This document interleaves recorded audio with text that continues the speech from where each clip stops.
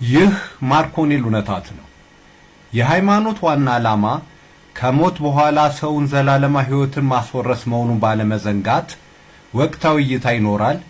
ለወቅታዊ የማርኮኔል እውነታት እይታ የተመረጠው ርዕስ ያለ ወላዲተ አምላክ አማላጅነት ዓለም አልዳነም የሚል ሲሆን ክፍል 1 ዝግጅት ከ10 ደቂቃ ባነሰ ጊዜ የሚጠናቀቅ ነው። ሙሉን ይከታተሉ። በተለያዩ የማህበራዊ መገናኛ ዘዴያትም ለሌሎች ማሰራጨትና ማጋራት ተመራጭ ነው። እነሆ ቀጥታ ወደ ዝግጅቱ።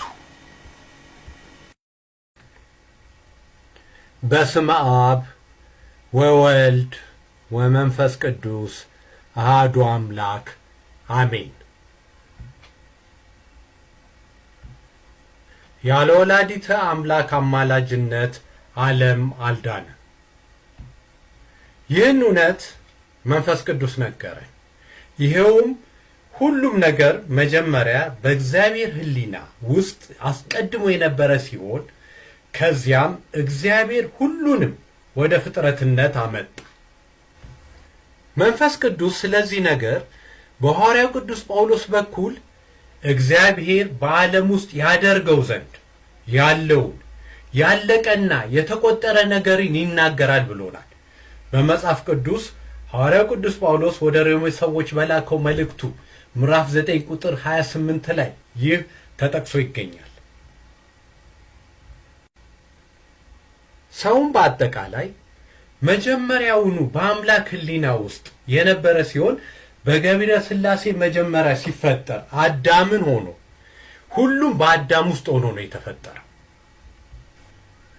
ወንድ የሚሆን ዘር በሙሉ ሴትም የሚሆን ዘር ሁሉ በአዳም ውስጥ ተካቶ ነው ሰው የተፈጠረው። በዚህ ሁኔታ እግዚአብሔር ታዲያ አንዲት የተለየች ዘር በአዳም ውስጥ አዘጋጅቶና አካቶ ሰውን አዳምን እንደፈጠረው መንፈስ ቅዱስ ሲነግረን ጌታ እግዚአብሔር አምላክ አንዲት የተለየች ዘር ባያዘጋጅልን ኖሮ ከቶውኑ እንደምንጠፋ አጠፋፋችንንም አጉልቶ በማሳየት በነቢዩ ኢሳይያስ በኩል የሰራዊት ጌታ እግዚአብሔር ዘርን ባያስቀርልን ኖሮ እንደ ሰዶም በሆንን ገሞራንም በመሰልን ነበር ብሎ እንዲያስረዳን አድርጎታል። በመጽሐፍ ቅዱስ ይሄ በትንቢተ ኢሳይያስ ምዕራፍ 1 ቁጥር 9 ላይ ተጠቅሶ የምናገኘው ነው።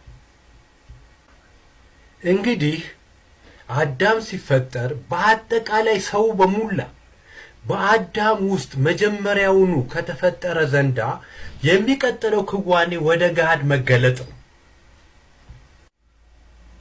በገቢረ ሥላሴ መጀመሪያ ከአዳም ጎን ተወስዳ የተገለጠችው ሰው ሔዋን ናት።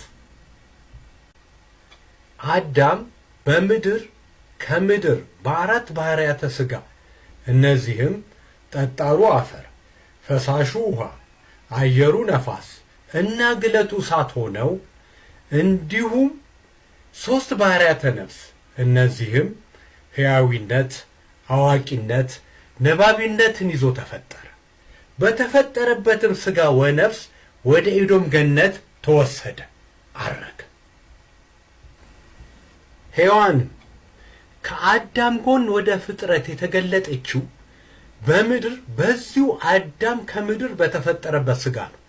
ወደ ኤዶም ገነትም የተወሰደችው ያረገችው።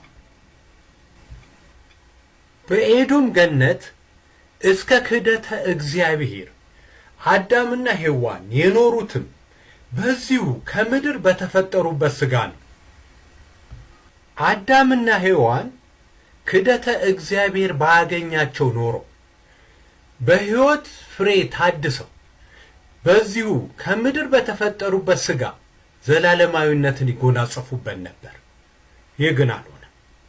የሆነው ለፍሬ ሕይወት ሳይታደሉ በፍሬ ዕውቀት ሳቢያ እግዚአብሔርን ክደው በዚያው በተፈጠሩበት ሥጋ መርገምት ወደ ምድር ከኤዶም ገነት ወረዱ። ስለዚህ ምድር ላይ መጀመሪያውኑ ከምድር በተፈጠሩበት ሥጋ ነው የተገኙት።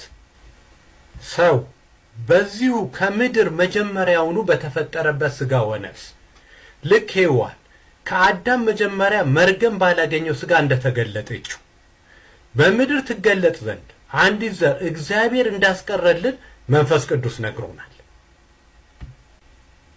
በመሰረታዊ የዘረመል ሕሳቤ ሲጤን አዳም ሁሉን የሰው ልጆች በአጠቃላይ የሚያስገኙ ወንዴ ዘረመል እና ሴቴ ዘረመል ዘይቤያትን አካቶ ተፈጥሯል። ከአዳም ጎን ተወስዳ መጀመሪያ የተገለጠችዋ ሔዋን ሴት እንደመሆኗ ሴቴ ዘረመል ዘይቤያትን ብቻ ነው አካታ የተፈጠረችው። እግዚአብሔር የሰው ልጅ ከቶ እንዳይጠፋ ያስቀራት ዘርም ታዲያ ሔዋን ሴት ሆና መጀመሪያ በመገለጧ በውስጧ ሴትን አስገኝ ዘር ሆና ተካታባታለች። ስለዚህ በአዳምም በሔዋንም ዘንድ በተመሳሳይ አኳኋን ሴትን ታስገኝ ዘንድ ሴትን የምታስገኝ ዘር ሆና ተካታለች። ከአዳምና ሔዋን በገቢረ ሥላሴ ወደ ገሃድ መፈጠር በኋላ የሰው ልጅ ወደ ገሃድ መምጣት በመራባት ሆኖ ክዋኔ ያገኘው ከክህደተ እግዚአብሔር በኋላ በሰው ልጆች ውድቀት ውስጥ ነው። ዋናው ነጥብ አዳምና ሔዋን በክህደተ እግዚአብሔር ቢወድቁም እግዚአብሔር አስቀድሞ የሰው ልጅ ከቶ እንዳይጠፋ ያዘጋጃት ዘር በገቢረ መንፈስ ቅዱስ ተጠብቃ መቆየት መቻሏ ነው። በመራባት ሂደት መሰረታዊ የዘረመልን አስተሳሰብ ስንቃኝ በወንድ ውስጥ ወንዴም ሴቴም ዘረመል ዘይቤያት ሲገኙ በሴት ውስጥ ሴቴ ዘረመል ዘይቤያት ብቻ ይገኛሉ። እንግዲህ ከወንድ አንድ የወንዴ ዘር ከሴት ከአንዲት ሴቴ ዘር ጋር ሲገናኝ ወንድ ይሆንና ሁለቱንም ዘረመል ዘይቤያት ይዞ ይፈጠራል። ከወንድ አንዲት ሴቴ ዘር ወደ ሴት አልፋ ከአንዲት ሴቴ ዘር ጋር ስትገናኝ ተፈጣሪዋ ሴት ትሆንና ሴቴ ዘረመል ዘይቤያትን ትይዛለች።